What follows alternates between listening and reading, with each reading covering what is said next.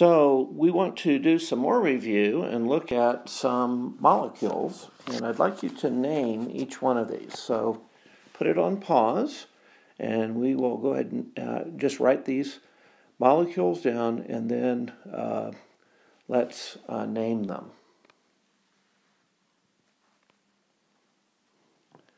Get them a little bit bigger there for you to see them. There is a separation here. Okay, so as you've paused this, let's go ahead and name this. This first one over here, this is number 1, we could say, and it's got 4 carbons, so that's bute.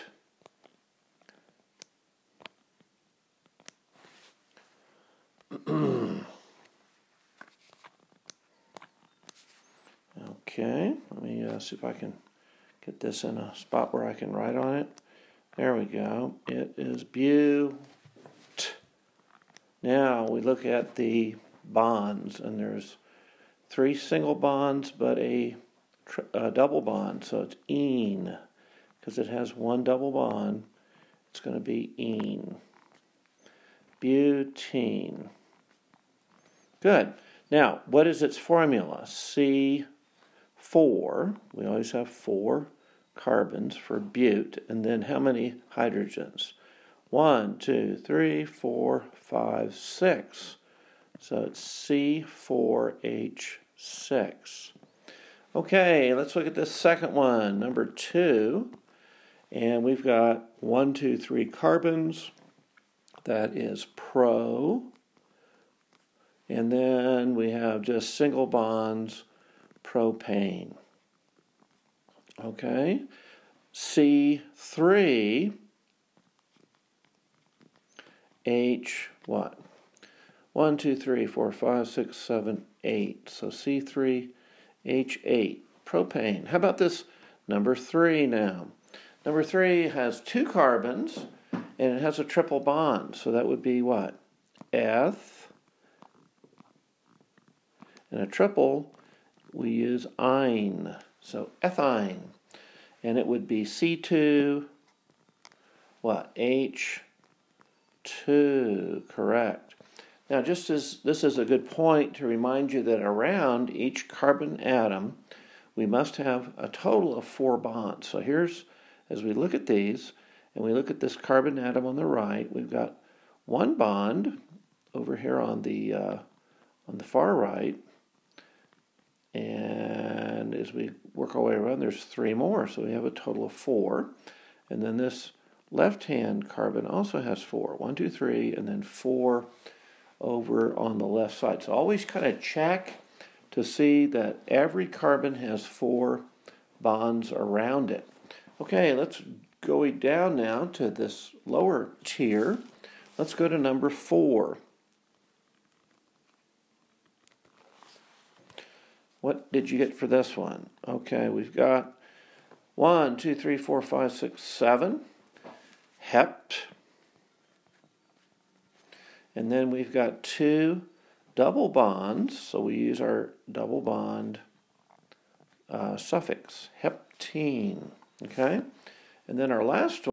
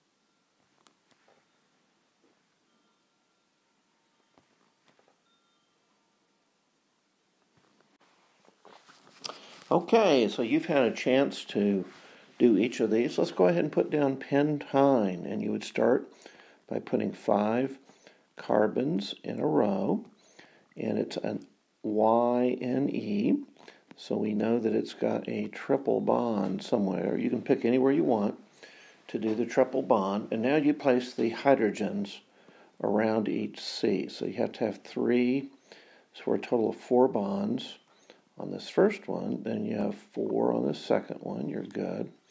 4 on the third one, good. And then you got 2 more here. Now you've got 4, which is good. And then you've got 3 more to put here. So you've got C, 5, H, what? 1, 2, 3, 4, 5, 6, 7, 8.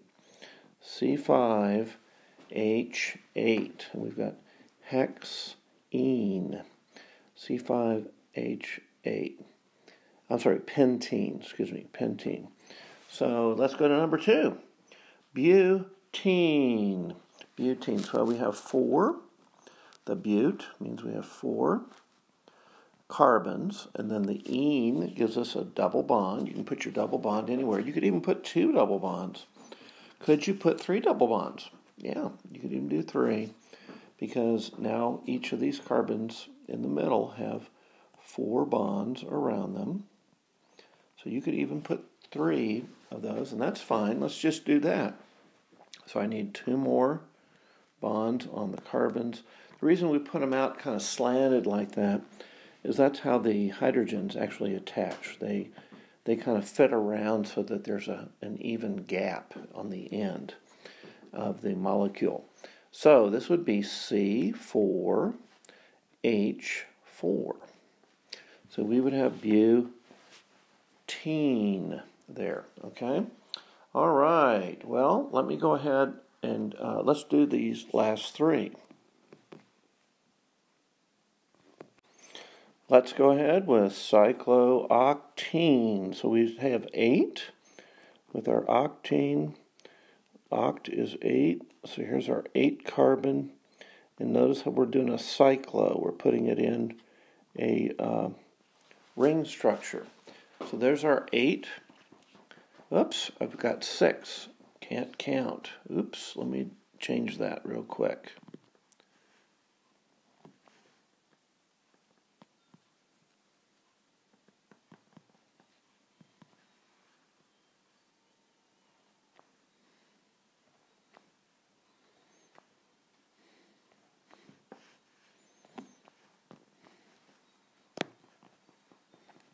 There we go. We'll get that all cleared up.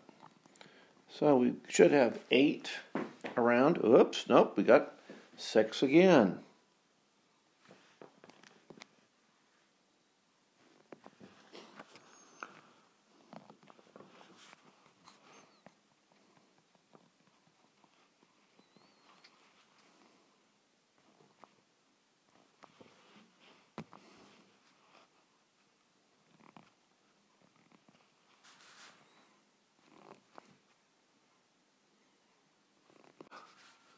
Man, that is unbelievable.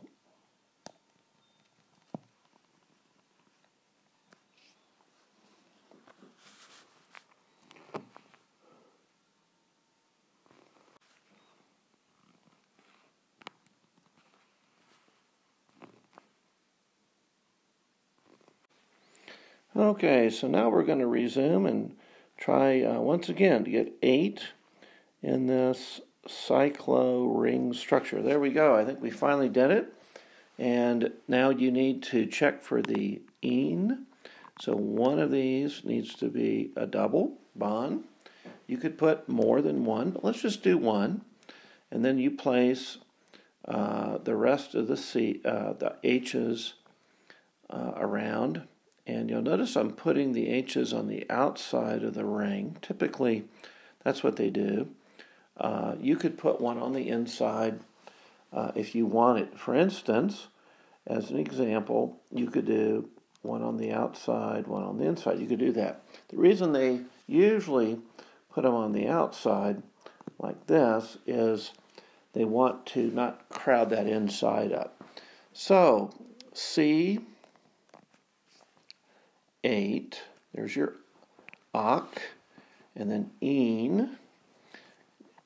That one double bond is going to give us how many hydrogens now? 1, 2, 3, 4, 5, 6, 7, 8, 9, 10, 11, 12, 13, 14, 15. So we've got C8H15.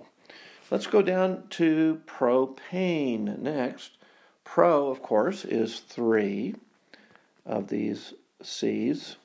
So we've got pro. And then, of course, pane is we're going to go ahead and put in just make sure we put in the H's having only one single bond between each of the C's. So propane will be C3H8.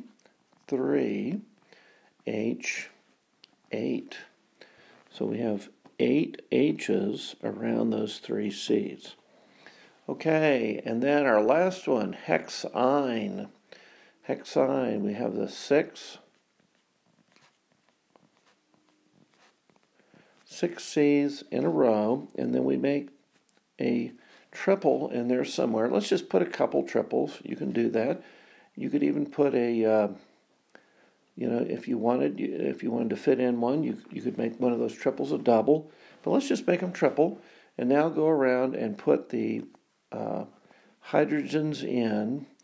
These interior C's have 4 around them, so really our only place to put the hydrogens on the last 2, the end C's. So the carbons on the end take the hydrogen. So we're going to have hexene. So we've got C6H6.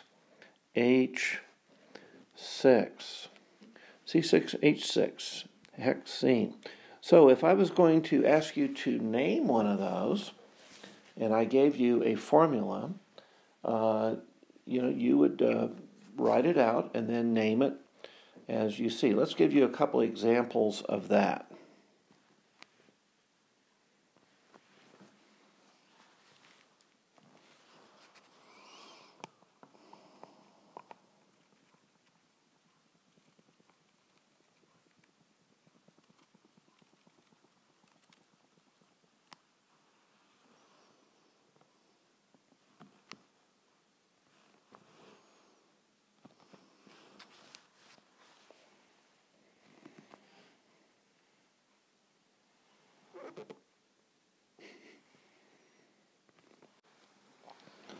So let's say you are given this formula, C5H10, and I wanted you to name the molecule. Well, go ahead and write down your 5 C's.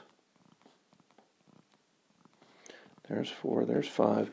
Now you need to place 10 of these H's. So you can do that really about anywhere. There's 3, 4, 5, 6, 7, 8, 9, 10. So you've got your 10 hydrogens. Now you could put a double bond here, and that's going to mess things up, isn't it? You're going to have to move the, you're going to have to move this hydrogen over to here. So now we've got 4, and 4. Good. So you could say C5H10 is pentene. So you're naming the molecule given the formula. So let's try one more. Let's give you the formula C9.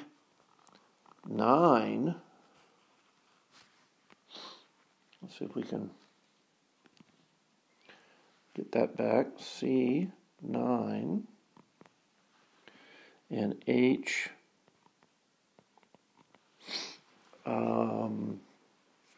Let's give something that's interesting here. H7. Could that happen? Well, let's go ahead and see.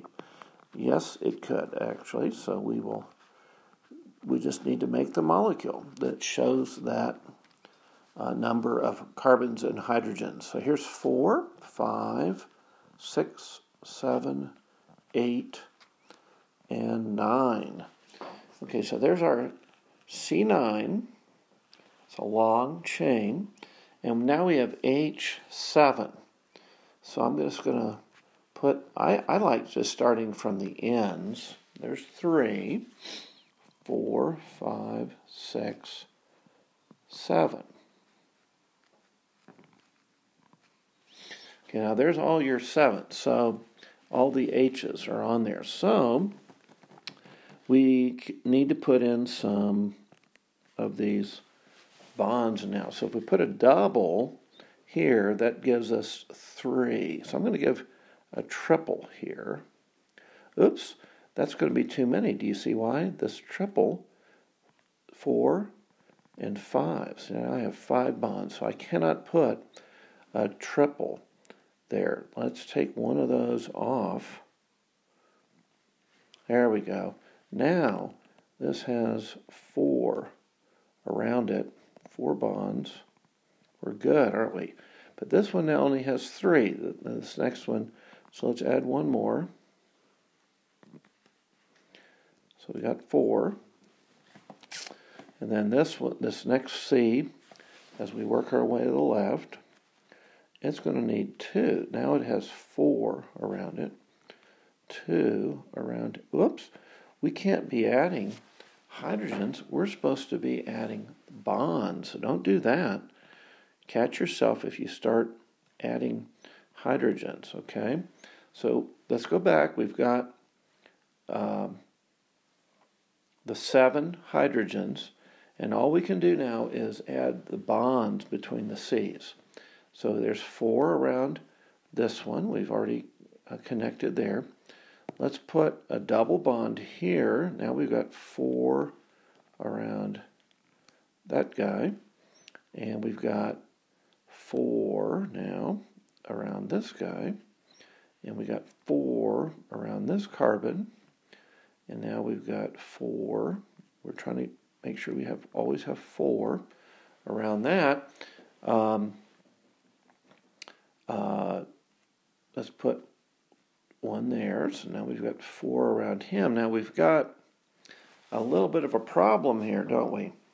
We've got 3 around this carbon, and we need 4. So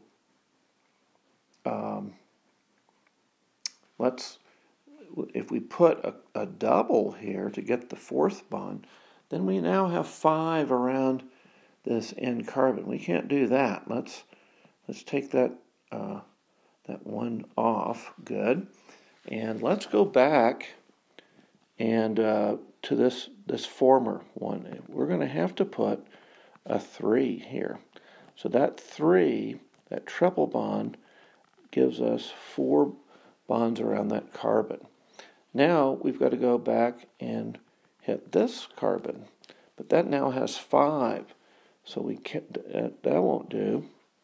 We've got to take away one of these bonds, don't we? So what you're doing is you're just going through the molecule and you're adding the appropriate number, and you just have to play with it. You have to kind of add them together and add the number of bonds needed so that you will have 4 bonds around each carbon.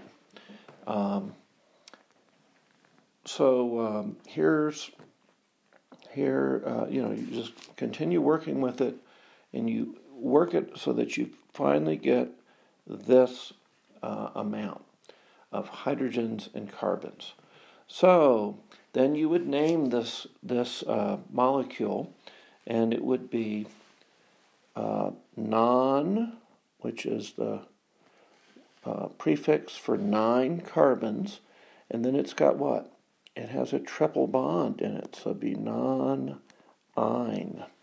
So C9H7 is non-ine. That's what you would have.